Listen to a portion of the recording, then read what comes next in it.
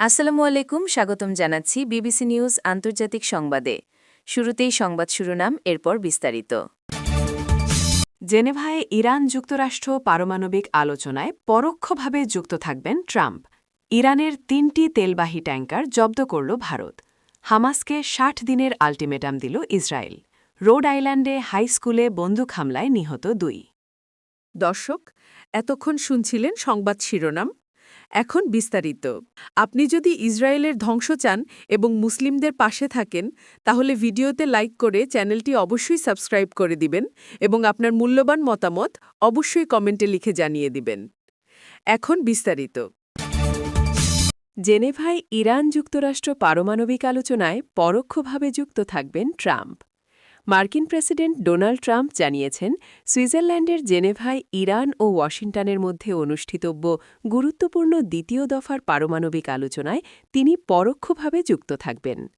এক প্রতিবেদনে মঙ্গলবার ১৭ ফেব্রুয়ারি এক প্রতিবেদনে এ তথ্য জানিয়েছে কাতার ভিত্তিক সংবাদ মাধ্যম আল জাজিরা। স্থানীয় সময় সোমবার ১৬ ফেব্রুয়ারি মার্কিন প্রেসিডেন্টের এই মন্তব্য এমন সময়ে সামনে এলো যখন ইরানের পররাষ্ট্রমন্ত্রী আব্বাস আরাগুচি যুক্তরাষ্ট্রের সঙ্গে পরোক্ষ আলোচনার প্রস্তুতিমূলক বৈঠকে অংশ নিতে সুইজারল্যান্ডের জেনেভাতে পৌঁছেছেন। গুরুত্বপূর্ণ এই আলোচনাকে ঘিরে উপসাগরীয় অঞ্চলে উত্তেজনা বিরাজ করছে। এরই মধ্যে অঞ্চলটিতে যুক্তরাষ্ট্র সেখানে দ্বিতীয় একটি বিমানবাহী রণতরী মোতায়েন করেছে। অন্যদিকে ইরানের সর্বোচ্চ নেতা আয়াতুল্লাহ আলী খামেনি সতর্ক করে বলেছেন, ইরানের ওপর যে কোনো হামলা আঞ্চলিক যুদ্ধের দিকে পরিস্থিতিকে ঠেলে দিতে পারে। প্রেসিডেন্ট ট্রাম্প এয়ারফোর্স ওয়ানে সাংবাদিকদের বলেন, মঙ্গলবারের আলোচনা অত্যন্ত তাৎপর্যপূর্ণ। তিনি বলেন, আমি এসব আলোচনায় পরোক্ষভাবে যুক্ত থাকব। এগুলো খুবই গুরুত্বপূর্ণ হবে। ইরান খুব কঠিন দর কষাকষিকারী। ইরানের ৩টি তেলবাহী ট্যাঙ্কার জব্দ করল ভারত।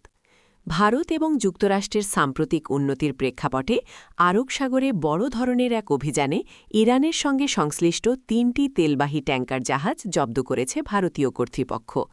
মুম্বাই উপকূল থেকে প্রায় ১০০ নটিক্যাল মাইল দূরে ভারতের এক্সক্লুসিভ ইকোনমিক জোন থেকে স্টেলার রুবি, অ্যাসফল্ট স্টার এবং আল জাফজিয়া নামের এই ৩টি জাহাজ আটক করা হয়। ভারতীয় কোস্টগার্ড বাহিনীর প্রাকার তালিকায় থাকা এই জাহাজগুলো বারবার নিজেদের পরিচয় ও নাম পরিবর্তন করে আন্তর্জাতিক আইন ফাঁকি দেওয়ার চেষ্টা করছিল। গোয়েন্দা তথ্য অনুযায়ী এই ট্যাঙ্কারগুলো মাঝ সমুদ্রে এক জাহাজ থেকে অন্য জাহাজের তেল স্থানান্তরের শিপ টু শিপ ট্রান্সফারের মাধ্যমে তেলের উৎস গোপন করে আসছিল। জব্দকৃত জাহাজ ভোমোদ্রিভ, স্টেলার রুবি এবং আল জাফজিয়া ইরানের সঙ্গে সরাসরি যুক্ত এবং অ্যাসফল্ট স্টার মূলত চীনের পথে চলাচল করছিল বলে জানা গেছে। যদিও ইরানের রাষ্ট্রায়ত্ত তেল কোম্পানি এই জাহাজগুলোর সঙ্গে তাদের কোনো সম্পর্ক থাকার কথা অস্বীকার করেছে। হামাসকে ৬০ দিনের আল্টিমেটাম দিল ইসরায়েল। ফিলিস্তিনি প্রতিরোধ আন্দোলন হামাস ৬০ দিনের মধ্যে অস্ত্র সমর্পণ না করলে গাজায় নতুন করে যুদ্ধের হুঁশিয়ারি দিয়েছে ইসরায়েল।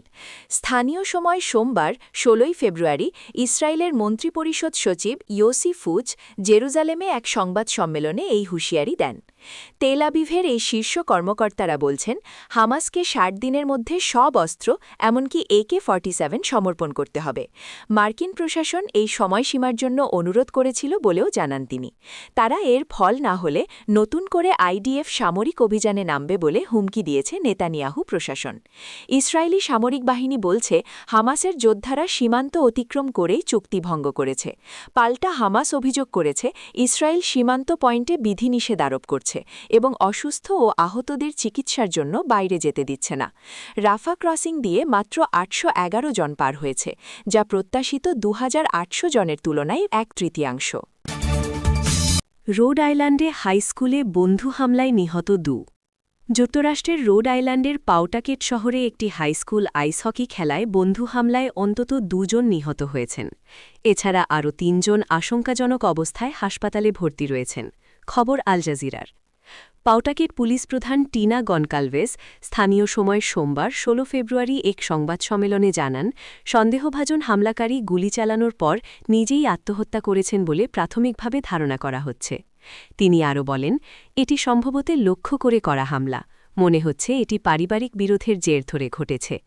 তবে তিনি সন্দেহভাজন ব্যক্তি বা নিহতদের সম্পর্কে বিস্তারিত কিছু জানাননি।